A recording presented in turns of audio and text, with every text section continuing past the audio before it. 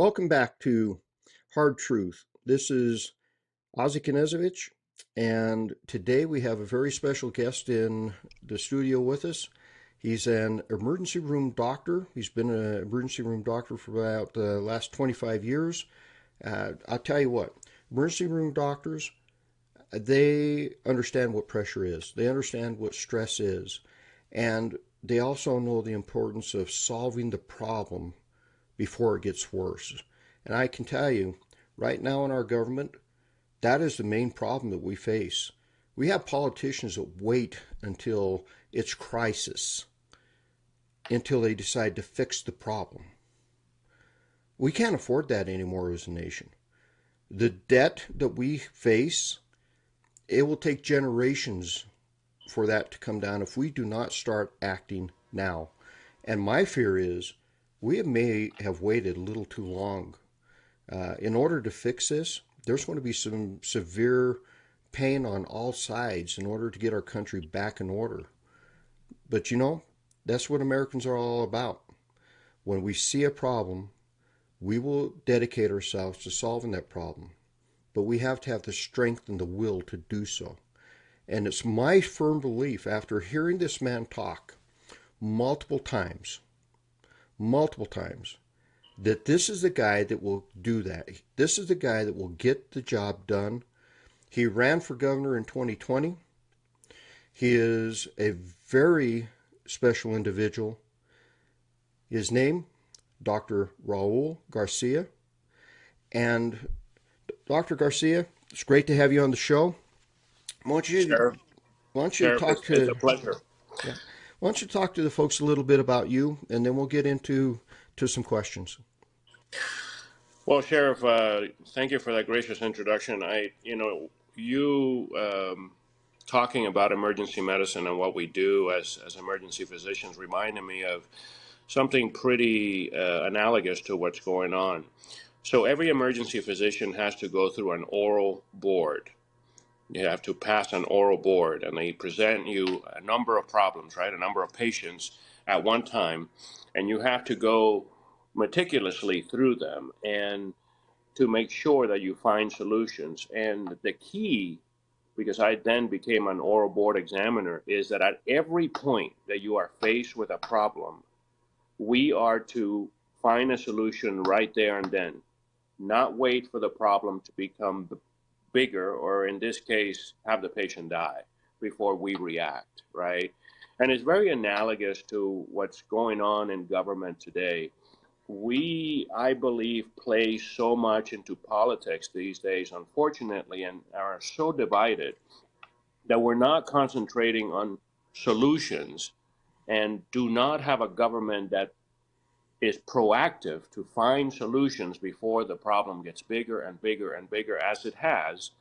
And then, as in emergency medicine, the patient dies at the end. Well, we can't have this country die. We need to find solutions now, and we need to create a government that is focused on solutions. No matter who wants to work with us, let's work together to do that. So, yeah, I've been an emergency physician for the last 25 years. I've been in medical leadership in my profession with emergency medicine and other agencies. I've been on many national boards and professional organizations and had my own small business.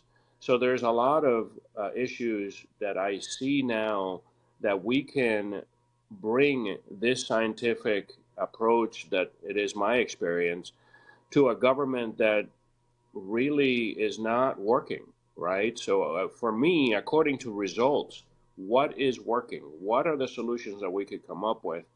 And I'm really enthusiastic and excited to bring that side of me to government and see who wants to work hard and wants to create those solutions. Because, as I said, we cannot let the problem get so big that then America dies. And as an immigrant, this is the greatest country in the world. It means everything to me, that little piece of the American dream. I believe that everybody that we look at has succeeded because of obtaining a little piece of that American dream. So for me, it's the ultimate goal to do that and to restore that strength that we seem to have now lost because of division or because of playing politics or because we're not concentrating on what truly America was built upon. And we need to bring that back. We need to bring that pride, that opportunity beacon back. You know, you're absolutely right on that. And there are several points that you just made that strike home to a lot of people. The problem I see in our government right now is that we have become a nation of not of the people, but of the party. And it seems like the politicians, all they care about is their party power, who's in control. You can't let the other side have a win. Well, if you can't, if neither side can have a win, we all lose. And I Right. don't think they quite understand that this is truly killing America.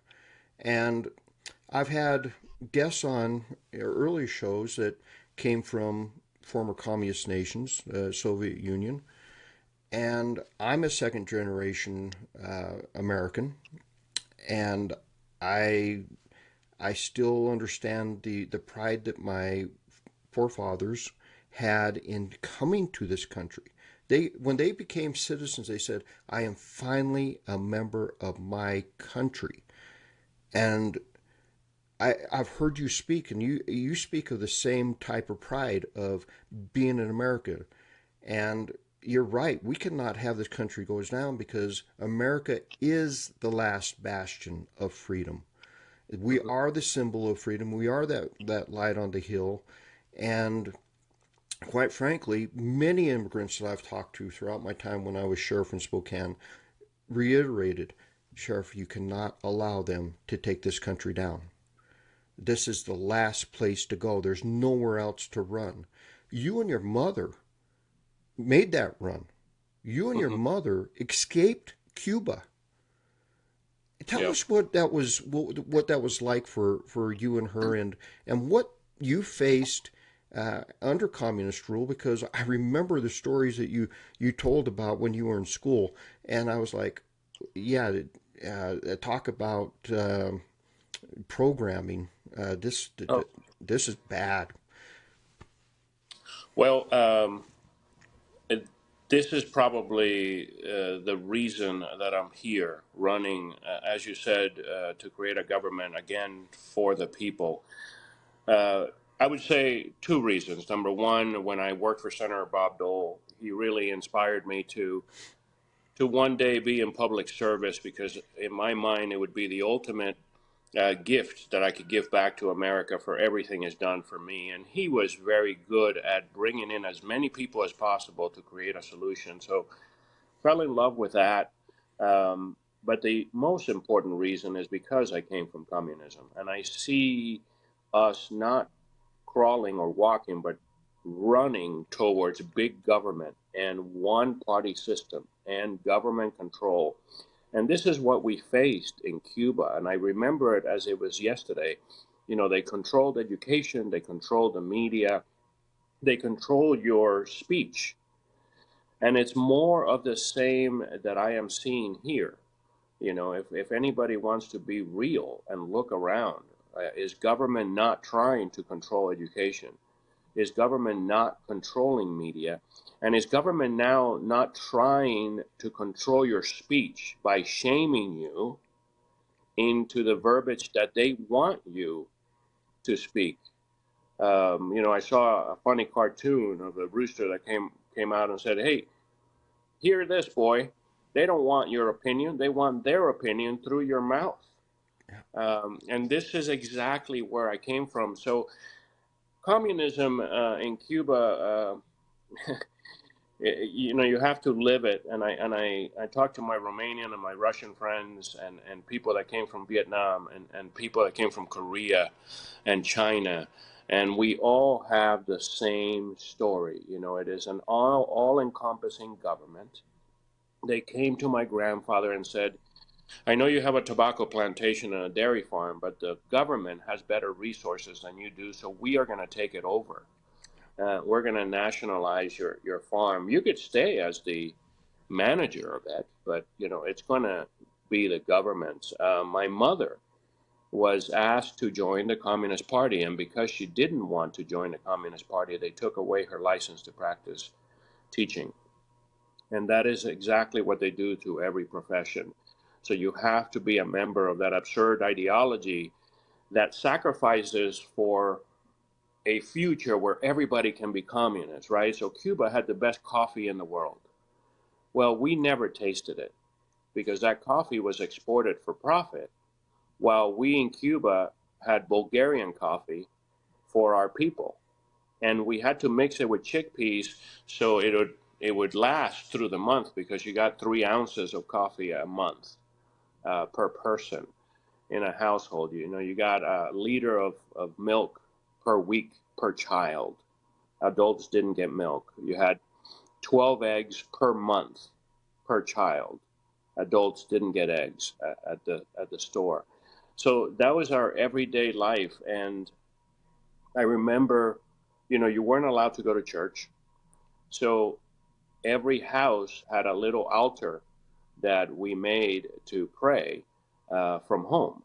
And the police came to my house because somehow they found out from the neighborhood that we had an elaborate altar, and wanted to take my mother to jail for practicing religion.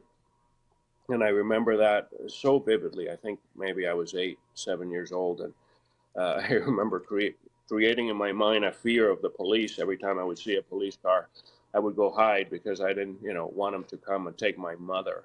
But that was the reality of things. And when it came to school, the pioneers of communism, as we are called, we would dress in white, red, and blue every morning with our handkerchief around our neck, and we gathered every morning at 8 o'clock in the morning, and we read the paper about the imperialist Yankees and how our life could be better if the imperialist Yankees weren't around, and so on and so forth. This was every single day. And I remember in fourth grade, we were asked to put our heads down and ask God for candy. And candy did not appear when we put our heads back up. And then they asked us to put our heads down again and ask Fidel Castro for candy. And of course, candy appeared on every desk. And the teacher said, "This is so you clearly understand that the only God is your government." This is the programming that you were talking about, and it was constant, and it created um, a state of need, right? When the people are only thinking about what to eat next, it is hard for them to think about rebelling against the government, especially when you have no arms, right? They took all our arms away in Cuba because Fidel Castro said, "Why would we need any weapons to fight who? We are all Cubans and we love each other. We need to get rid of weapons." My uncle went to jail because a gun was found in a house that he was visiting. The owners of those houses had the firing squad. They got killed because that gun was found there. So it was just like that. And when you create that society of need, for example, my cousins, to work the land for the government, had ox that would pull to work the land, and then they would have to bring those ox in the house at night because, of course, you have a society of need. If you leave those ox outside, someone's gonna kill them and steal them so they could eat. Um, this was the state that they created. Uh, I would say, as abundant as we have a society here in the United States, we lived in a society of scarcity in Cuba, and the goal was always to sacrifice so one day everybody could be communist. So, your little black book that had one pair of shoes a year. Um, a woman would have one bra a year that was allowed, so on and so forth. that was the reality of Cuba. I remember when we finally left and we got to Spain, and we went into a store, a market in Spain, and we saw an aisle full of fruit. My mother sobbed for half an hour nonstop, because to see that abundance all of a sudden in a world where you live in scarcity for so many years was incredible. So yes, I will work with every ounce of my body for big government to not accomplish its goal here in this country and become a one-party system that controls everything, even our own speech. So that's why I'm in it. I think it is a powerful engine behind me that will not die. I will continue to work really hard to make sure that it comes true and that we could again have that America that I came to for, that piece of the American dream.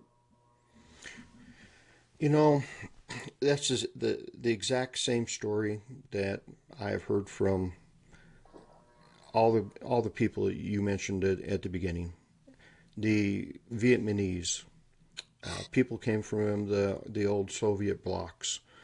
It is a story that people of this generation in America really haven't had a chance to live.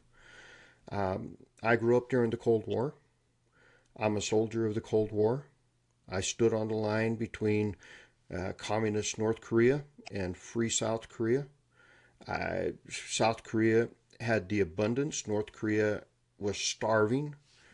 And for some reason, this generation that is growing up right now seems to have bought a false line being pushed by those who would like to take us to socialism, which is communism, and it's something that we need to do better educating our youth about, that this isn't the solution. And quite frankly, take a look at those who are proposing this. They are using the the techniques of tyrants to limit our free speech, to stop us from thinking, from canceling you if you say the wrong words. And you know, as a first generation uh, immigrant, uh, you you understand those because you lived it, you saw it, you saw exactly what this is really like. It's not this panacea that they paint about, and people don't understand what it talks about. Well, we're going to redistribute wealth. Well, what that means is I'm taking your farm away from you, and yeah, you can stay, but it's not your farm anymore, and you can't progress, and you can't grow it, and you can't make sure it's running well. The government will do that, and they tend to not to do it that very well. But with that in mind, we have a extreme problem with illegal immigration in this country. It is flooding America. You're starting to see Democratic mayors across the United States in large cities starting to really balk at Biden's policies. What's your thought on the crisis we face with the illegal immigration? Well, I believe that every sovereign country, especially our own, needs to have the right to decide who comes in and out of their own country. And we are getting about 10 to 11,000 people every day through our borders. Um, we have about a 9,000 baby rate a day in the United States. 9,000 babies are born. And about 8,000 people die. So we have about 1,000 people a day that we're growing our country. Now we add 10,000 people that really is an invasion, right? In any other setting in history, you would say that's an invasion, Yeah. 10,000 people crossing your borders. And what is doing, Sheriff, is that is flooding our streets with crime, and drugs that I see every day in the emergency department.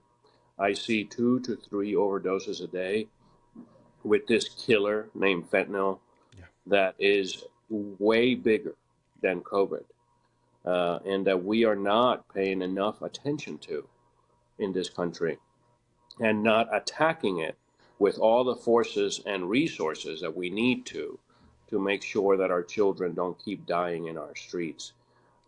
This is a big deal for me. Coming from medicine, coming from a mental health perspective, this is not building a compassionate government to let people die in our streets of this crime, these drugs, and we need to have more discipline and leadership to shut down our borders. I am not saying that we should not have legal immigration into this country. This is the greatest country in the world and shall always continue, as Reagan said. If our city has walls, it should have doors, and those doors should be open to anyone with the heart and will to get here and succeed. Well, let's revamp our legal immigration system, which is now so complex that just talking to a gentleman the other day who married a girl from the Philippines, um, was has not been able to bring her here in a year and a half. Right, this is his wife. Right, so let's revamp our complex legal immigration system and make it as it was one time, simple, and be able to bring the people that really want to succeed here in our country, that could help us in many laborious duties from different careers. And you will see less illegal immigration if we do that. But we don't concentrate on solutions again. We are just lackadaisical about this powerful country that we should be so proud of and should get stronger every day. And it seems that our leaders now are so lackadaisical that they don't care if we become weaker one day at a time. And before we know it, then we will have a problem that we can't reverse. Yeah. I agree with you. I don't know if it's lackadaisical or if it's one of two things. They are just too arrogant because they think the United States, you know, can never be touched. Well, there's nothing in the world that cannot be taken down, and we have to be diligent about in making sure that that doesn't happen.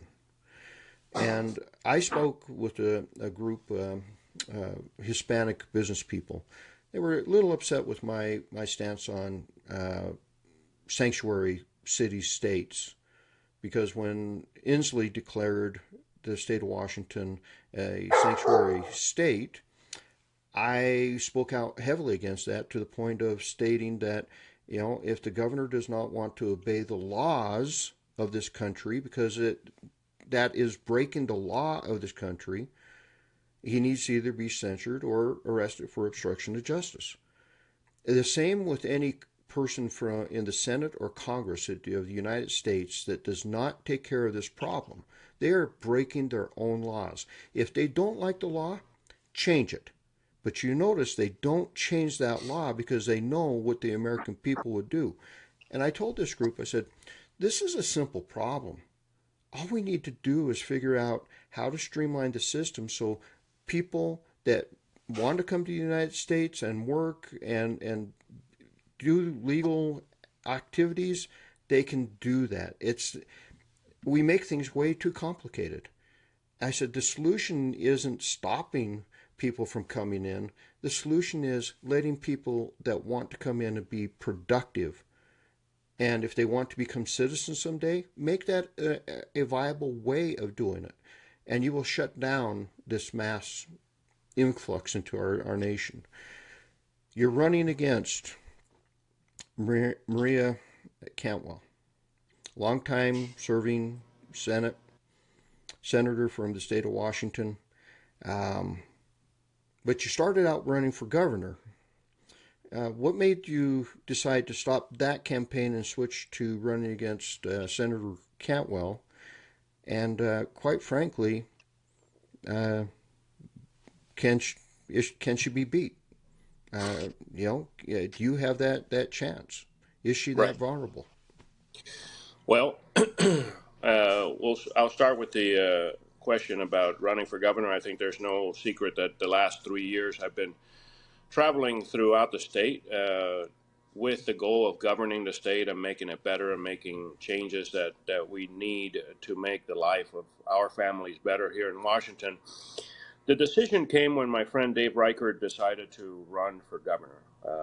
Dave Reichert is a proven leader, is King County Sheriff, who got the Green River Killer and a congressman for 14 years, and a friend of mine, um, who happens to be very well known in the state of Washington and coming from outside politics, coming again from the scientific mind of according to results. I felt that Dave would have a great chance of winning that governor's race. And the not that I wouldn't have if he wasn't in the race, but now that he was, I had a decision to make. Do I split my friends, my party, the state for my own ideology that I want to govern, or do I join forces with Dave and create a better picture of fresh leadership at the governor's mansion and at the U.S. Senate so we could attack the state's problem together? Because I do have a fundamental belief that the larger body of government's purpose is to make sure that the smaller body of governments succeed. So Olympia should be caring about Spokane succeeding, not mandating Spokane. Washington, D.C., as a senator, my goal is to make sure that Governor Reichert succeeds in Washington because I am a Washington senator. And this is something that I think has been missing with Maria. And I've met Senator Cantwell. I have interacted with her. We have always been at opposite ends of an issue. And I have tried to make her see some of my views that has not been successful at any point.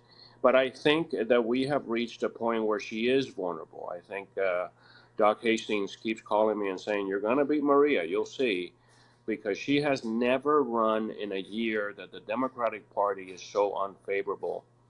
Um, Democrats are sick of what's going on in Seattle, in Spokane, in our cities. They are tired, and I think that if they can get behind a candidate that doesn't play politics and talks about solutions, this is what we're going to do. It is not enough for us to go out there and say, "This is the Democrats' fault, so you have to vote for me." No, that no one is looking for that. What people are looking for is vote for us as a unit, as a movement, because we are going to change the state together. Yes, we know what the government now has done. Everybody's clear, and that's why you're upset. Now let's concentrate on the solutions that we could come true if we work together. If we concentrate on those, we could have a government actually who listens and represents the people again, that works as a servant for the people instead of the feeling that we have now that we work for our government. Right? You know, you're 100% correct on true Democrats.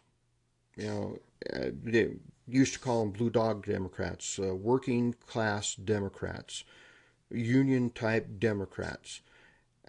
For the life of them, I cannot understand why you would vote to be for a Democrat because they're destroying your way of life. They're destroying your jobs. The prices you're paying for gas and food and everything, that's self inflicted because I can tell you where I live, I'm not paying that. And because it's policy, different policy and different government. So the true Democrat are fed up with the progressive socialist Marxist Democrats. And that is That's the case in the Democratic Party. The true Democrats are being overshadowed by this extreme progressive Marxist ideology. Sadly, on the right, we have the same thing. Republicans being taken out by extreme libertarians that want to be, they can't get elected in their own party, uh, but they come into the Republican Party and call all of us rhinos when they're the true rhinos. So it's a very interesting dynamic that I hope that your concept of that team concept can overcome, because, ladies and gentlemen, this is a man that I truly believe in. I truly believe that he can help fix what's going on.